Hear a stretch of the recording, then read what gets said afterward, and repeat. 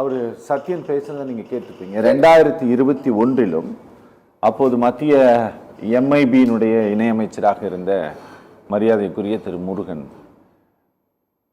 அவர் பேச்சுக்கு பேச்சு சொல்லிட்டு இருந்தார்.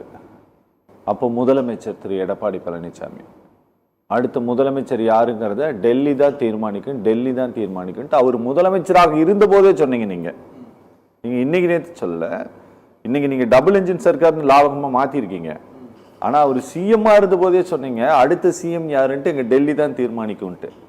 அப்போவே அவங்க என்ன பண்ணாங்க அப்படின்னா, நாங்கள் இவ்வளோ தான் சீட்டு கொடுப்போம் அப்படின்ட்டு அப்போவே நாங்கள் அப்படி தான் பண்ணோம், இப்போவும் நாங்கள் அப்படி தான் பண்ணுவோம், நாங்கள் தான் டிசைடிங் ஃபேக்டரு அப்படின்ட்டு திரு கோவை சத்யனுடைய குரல் திரு எடப்பாடி பழனிசாமியினுடைய குரல் அப்படின்னு நானே உறுதியாக சொல்லுவேன்.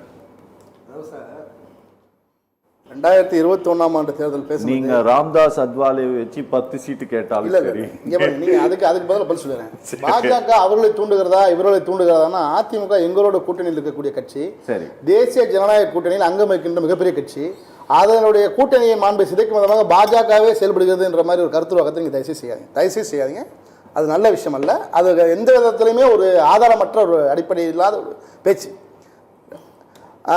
இன்று சொல்றேன், இன்னைக்கு 2024 என்டிஏவில் யார் முதல்வர் வேட்பாளர்னு கேட்குறீங்க. நான் கேட்குறேன் ஒரே கேள்வி, திமுக மறுபடியும் என்றால் திமுகவில் யார் முதலமைச்சர் வேட்பாளர்? இதுல என்னங்க சந்தேகம்? சொல்லுங்க, யாரு? முத்துவேல் கருணாநிதி தான் ஸ்டாலின். எத்தனை வருஷத்துக்கு? அடுத்த 5 ஆண்டுகளுக்கு அவரே முதலமைச்சரா? அவர் இருக்கிற வரைக்கும் அவர் தாங்க முதலமைச்சர். சரி, ரைட், அப்படிதான் நான் ஒத்துக்கிறேன். இந்த பதில இதுல என்னங்க இதெல்லாம் ஒரு சந்தேகம்? இந்த பதில நான் ஏத்துக்கிறேன். ஏன்னா இது மக்கள் பார்த்து கொண்டிருக்கிறார்கள். இடையில மற்ற இந்த இளம் இளைஞனை போன்றவர்கள் வழிவிட்டு போறாருன்னு நான் சொல்லி கேட்டேன், தப்பு இல்லை. ரெண்டாவது கேட்ட கேள்விதான் சொன்னேன், ஒற்றுமை கூட்டணி, எங்கள் கூட்டணி கொள்கையால் இணைந்த கூட்டணி. சாம்சங் பிரச்சனையில் கம்யூனிஸ்ட்கள் நிலைப்பாடு என்ன? உங்களை எதிர்த்து பிரச்சனை பண்ணார்களே கம்யூனிஸ்ட் கட்சியோட இதெல்லாம் பண்ணி சொல்லி முடிச்சிடறேன். மதுபானம் பிரச்சனை, கள்ளச்சாராய சாவுகள் நடந்தபோது விடுதலை சிறுத்தை கட்சியினுடைய தலைவர் அவர்கள் மதுபான எதிர்ப்பு மாநாடு ஒன்று நடத்தினாரு. மதுபானம் அரசு நடத்துகிறது என்று வாதத்திற்கு வைத்துக் கொண்டால் கூட திமுக அரசு அதிமுக அரசு அரசு நடத்துகிறது சொல்லலாம். மதுபான ஆலைகளை பெரும்பான்மையாக நடத்துவது யாரு? இன்று அந்த கொள்கையில் சமரசம் செய்து கொண்டு விட்டார்களா உங்கள் கொள்கை கூட்டணியினர்? அடுத்து சொல்லிடுறேன், மொழிப்போர் காங்கிரசும் திமுகவும் ஒற்றை கொள்கையை கொண்டவர்களா? இந்த பராசக்தி என்ற ஒரு படம் சமீப காலமாக வெளிவந்து திரையிடப்பட்டு ஓடிக்கொண்டிருக்கிறது. அந்த படத்தில் இருக்கிற அனைத்து கருத்துக்களும் உங்கள் கொள்கையின் கூட்டணி ஒன்றா இருக்கின்றதா? இவ்வளவு கொள்கை முரண்பாடுகளை வைத்துக் கொண்டு ஒரு குறிப்பிட்ட மக்களினுடைய வாக்குகளை பெற வேண்டும் என்று நினைத்துக் கொண்டு இவர்கள் அரசியல் செய்து கொண்டிருக்கிறார்கள், ஒரு செயற்கை கருத்துருவாக்கம் செய்து கொண்டிருக்கிறார்கள். யார் இருக்கின்றார்கள் அதிமுக தேசிய ஜனநாயக கூட்டணி வாக்களிக்க என்று திருப்பி கேட்கிறாரு. படித்தவர்கள் இல்லை, இளைஞர்கள் இல்லை, சிறுபான்மையினர் இல்லை என்று இருக்கிறார். அவ்வளவு தைரியம் தான் தனிச்சிருங்க. 234 2014 ஜெயலலிதா அம்மையார் அவர்கள் தனித்து போட்டி கூட சின்ன ஒரு குறியீடு மட்டும் தான் நான் சொல்லி. 2021 2016 அம்மையார் 234 தொகுதியில போட்டேன்னு சொல்றாங்க. 234 தொகுதியிலையும் ரெட்டலையில தான் போட்டாங்க. ஆனா கூட்டணியில இருந்தது கிருஷ்ணசாமி, ஜான் பாண்டியன், 6 கட்சி இருந்தது. இல்லன்னு மறுக்க முடியுமா? 6 கட்சி இருந்தது. இல்லன்றீங்களா? இருங்க, 234 தொகுதி உதயசீரனை போட சொல்லுங்க. நல்லாட்சி கொடுத்திருக்கிறோம், நாங்கள் 5 ஆண்டுகள் ஆட்சியில் நாங்கள் பொற்கால ஆட்சி கொடுத்திருக்கிறோம். பொற்களி 5000 ரூபாய் ஜாக்பாட் சார். நாளை சின்ன பிள்ளைல 1 கோடி ரூபாய், நான் சொல்லி 20 வருஷத்துக்கு முன்னாடி சொல்றேன், 1 கோடி ரூபாய் ஜாக்பாட்னு கேள்விப்பட்டிருக்கேன். ஆனா 20 ஆண்டுகள் கழித்து 5000 ரூபாய் ஜாக்பாட் அடித்து விட்டது மகளிர்களை ஏமாற்றி ஏதோ 5000 ரூபாய் கொடுத்து விட்டோம், 5000 ரூபாய் கொடுத்து சுயபுராணம் பாடிக்கொண்டிருக்கின்றார்கள். உங்கள் கூட்டணி எலெக்ஷன்ல 10000 ரூபாய் சார், நான் பேசி முடிச்சிட்டேன். பீகாரின் பேசலாம் இருங்க கொஞ்சம். யார் இருக்கான்னு கேட்கிறாரு. எதுகை மோனையில அருமையா பேசுவாங்க. திமுக மாதிரி பேச ஆள் இல்லை. வெள்ளட்டும் 200 வரலாறு தொடரட்டும் தான் பேசுவாங்க, புரியுதுங்களா? டேக்லாம் அருமையா போடுவாங்க, அவர்கள் நல்லா போடுவாங்க. என்ன கணக்கு அது? என்னங்க ஆக்கி பார் 400 பார் என்னது அது? அதாங்க இல்ல இல்ல அது என்னது? இல்ல அது என்னதுன்னு கேட்டா சரி இருங்க. அப்ப மோடி எதுக்கு மணி பேசலாம்? உங்கள் வாதத்துல ஒவ்வொரு புள்ளியிலும் நான் பதில் சொல்ல முடியும். நான் பொறுமை காட்டலாம் இல்லையா? பொறுமையா இருங்கண்ணே. நான் எதுக்கு சொல்றேன்னு கேட்டேன். எங்க பண்ணுங்க யார் இருக்கு கேட்கறாங்க இல்லைங்களா? யார் இருக்கான்னு கேட்கறாங்க. எங்க இருக்கிறது பாஜகன்னு சொல்லி ஒரு 5 ஆண்டுகள் பாஜக தமிழகத்தில் நுழைய முடியாது, கால் பதிக்க முடியாது. ஆனால் இன்று கோபாலபுரம் மட்டும் இல்ல, அறிவாலயத்தின் ஒவ்வொரு செங்கலும் மோடி பாஜக.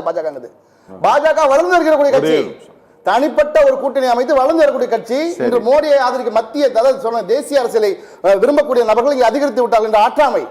2024 பாராளுமன்ற தேர்தல் நடந்தது போல இவர்கள் பிரிந்தே இருப்பார்கள் என்று ஒரு கணக்கு போட்டார்கள்.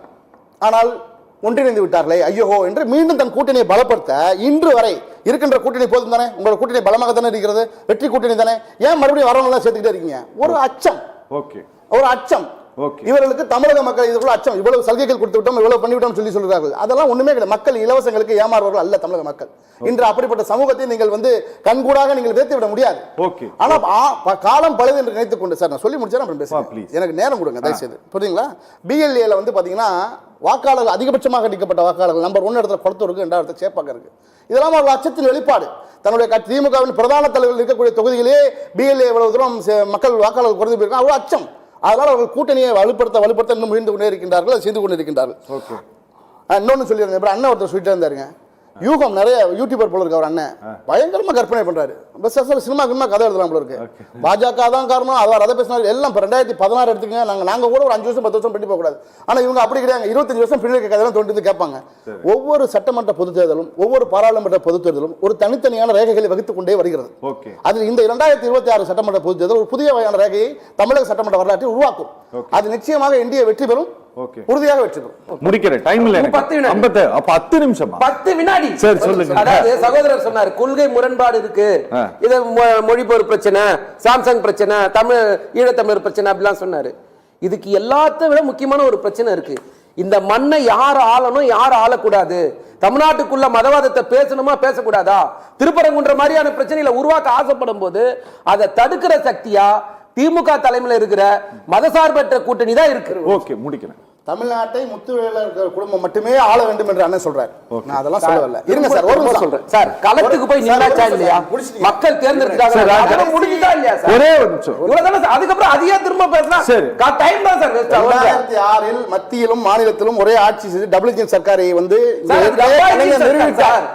மீண்டும் அதே நிலைமையை இங்கே மோடி, மத்தியில் மோடி ஆட்சி, இங்கே தமிழகத்தில் இந்திய ஆட்சிக்கு முடிவு பண்றோம். நாங்கள் யார் எவ்வளவு சீட் ஒதுக்கிறது யார் சார் முதலமைச்சர்? நான் தான் சொல்றேன் திருப்பி. நீங்க என்டிஏ ஆட்சின்னு சொல்றதே தப்பு சார், அது ஏடிஎம்கே ஆட்சி சார். பீகார்ல யார் முதலமைச்சர்? யாரோ முதலமைச்சர். என்ன இப்படி என்ன கேக்குறீங்க? யாரோ முதலமைச்சரா? நிதிஷ்குமார் அவர்கள் என்டிஏ ஆட்சி.